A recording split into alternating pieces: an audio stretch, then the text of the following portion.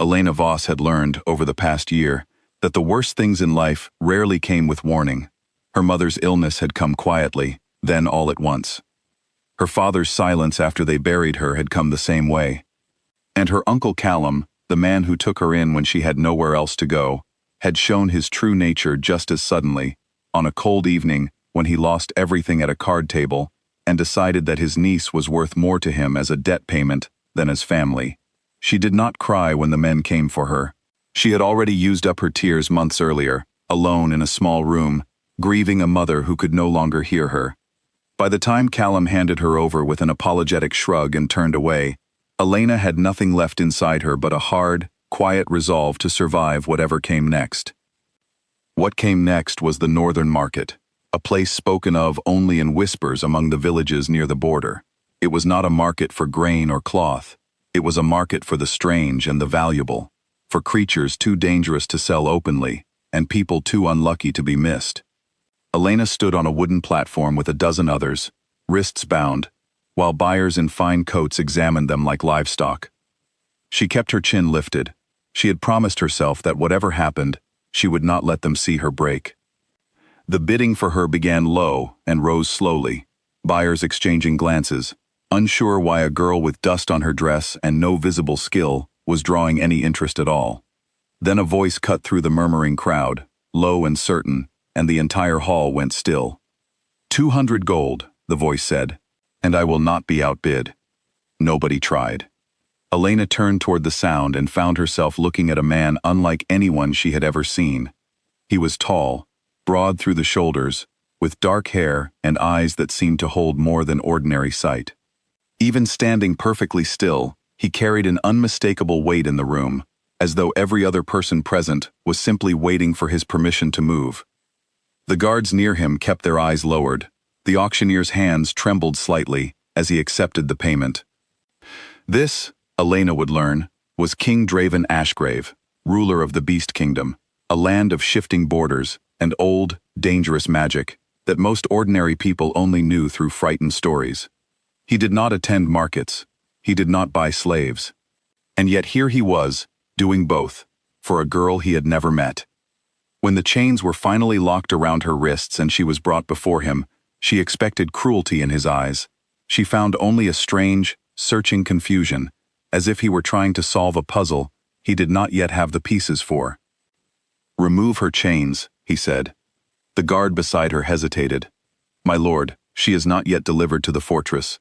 Protocol requires." "Remove them," Draven said again, quieter this time, and somehow more absolute. The chains fell away. Elena rubbed her raw wrists and said nothing, though her heart was pounding. She had heard stories about the Beast Kingdom, about lords who ruled through fear, about slaves who vanished the moment they crossed the fortress gates. She braced herself for whatever cruelty was still to come. It never arrived. The journey north took 3 days, and in all that time, Draven barely spoke to her, yet he never once let her be mistreated. When one of his guards spoke to her harshly, Draven silenced him with a single look. When she flinched from the cold on the second night, a warm cloak appeared at her shoulders before she had even asked. She could not understand it. She had been bought.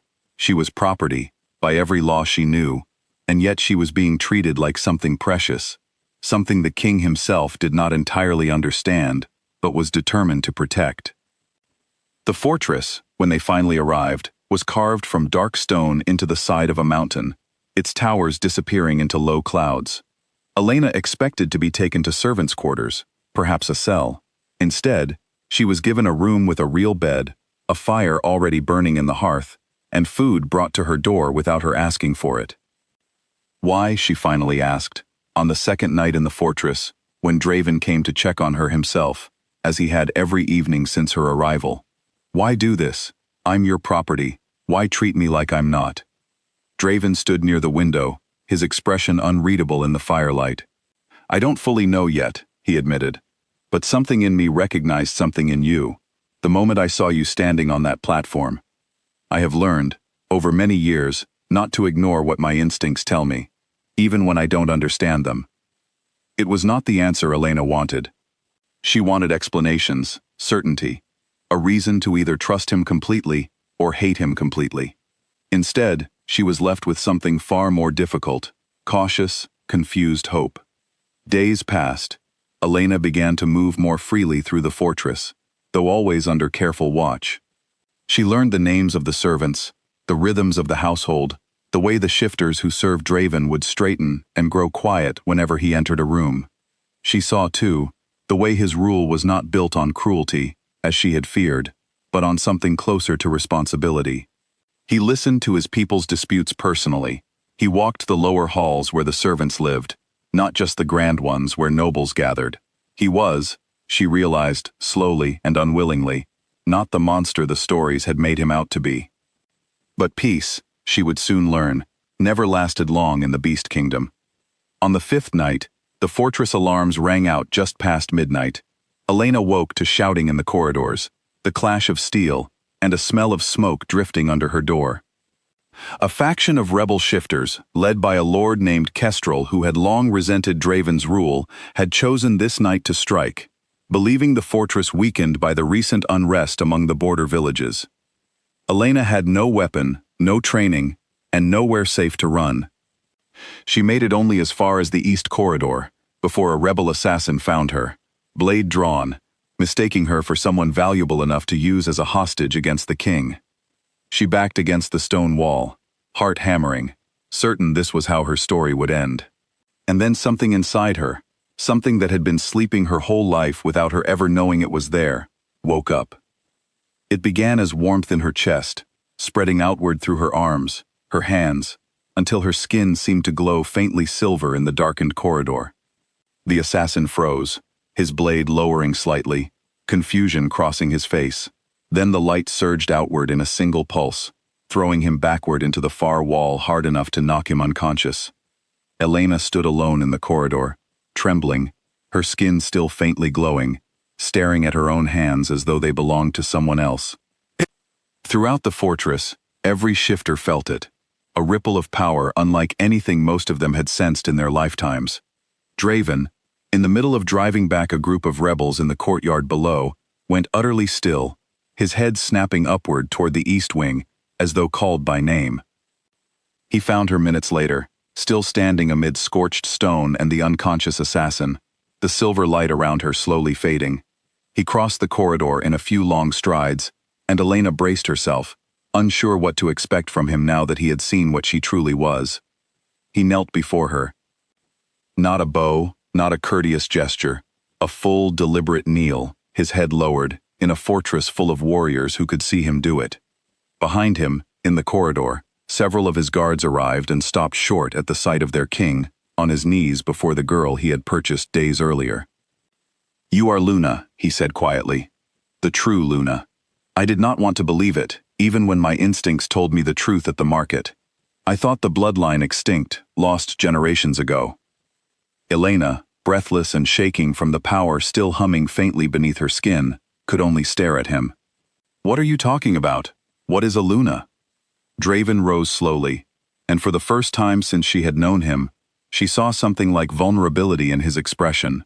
"Long ago," he explained, "there existed a bloodline of humans born with a rare gift, the ability to bond with a beast king and steady the power inside him.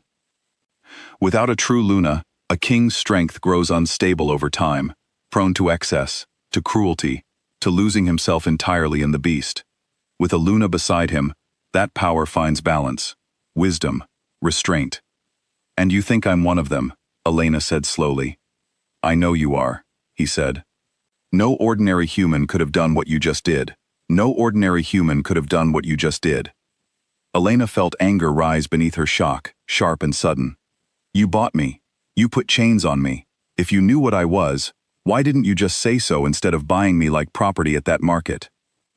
"Because I didn't know," Draven said, and for once, his composed voice cracked slightly with honesty. "Not with certainty. I only knew that something in me recognized something in you, the moment our eyes met. My beast understood before my mind did. I am sorry for the chains, Elena. I would undo that moment if I could. But I cannot change how we met. I can only change what happens from here." The days that followed were not simple. Elena's anger did not vanish overnight, and she made that clear to him, refusing to be treated as a prize now that her worth had been proven, refusing to let gratitude replace the dignity that had been stripped from her at that market. To his credit, Draven did not push. He gave her space, gave her choices, gave her the freedom to decide, day by day, whether she wanted anything to do with him or his kingdom at all. He also, without being asked, began dismantling the network that had brought her to that market in the first place. Word reached her within the month that the trading ring responsible had been broken apart, its leaders answering for their crimes, and that her uncle Callum had been found and made to answer for what he had done, though Draven never told her the details, and she never asked for them. Slowly, cautiously, something shifted between them, not because fate had declared it, but because Draven proved, day after day, that he intended to earn whatever trust she was willing to offer him, rather than assume it was owed to him by prophecy. Elena also began to understand her power, though understanding it was far from mastering it. Under the guidance of an elderly healer who remembered old stories of the Luna bloodline, she learned that her strength responded to emotion, to instinct, to the deep well of resilience she had built during the hardest year of her life. It did not come from calm, careful practice, but from the same fierce will that had kept her standing tall on that auction platform when she had every reason to break. The rebel faction, wounded but not destroyed in their first attack, returned 3 weeks later for what they intended to be a final strike against Draven's rule. This time, Elena did not hide in a corridor waiting to be found. She stood beside Draven on the fortress walls as the rebels advanced, her power rising to meet his, not overtaking his strength but steadying it, sharpening it, the way the old stories said a true Luna's gift always had. Together, they turned back the assault before it could reach the fortress gates. It was Elena's power, merging seamlessly with Draven's own, that finally broke Kestrel's resolve and ended a conflict that had simmered beneath the kingdom's surface for years longer than she had been alive. In the quiet that followed, with the fortress finally at peace and the kingdom beginning to heal from years of unrest, Draven found Elena on the same fortress walls where they had stood together in battle. He knelt before her once more, but this time there was no crowd of guards, no proclamation of prophecy, only the two of them beneath a clear evening sky. "I am not asking you to stay because the old stories say you should," he said. "I am asking because I have watched you these past weeks, and I know now that whatever my instincts recognized in you at that market, it was only the beginning of something I want to keep choosing, every day, for the rest of my life." Elena looked down at him, at the king who had once bought her like property, and had spent every day since trying to make that wrong into something honest. She thought of the girl who had stood chained on an auction platform, certain her worth had been decided by someone else's greed. That girl was gone now, and in her place stood someone who had discovered, in the space of a few short weeks, that she carried a power and a strength no one could take from her again. "Ask me properly then," she said quietly. Not as a king asking his Luna, just as Draven asking Elena. He rose, took her hand gently in his, and asked again, this time with nothing between them but two people who had chosen each other freely. She said yes. And for the first time since her mother's death, since her uncle's betrayal, since the cold platform where strangers had once priced her like an object, Elena Voss felt something she had almost forgotten how to recognize. She felt, at last, completely free.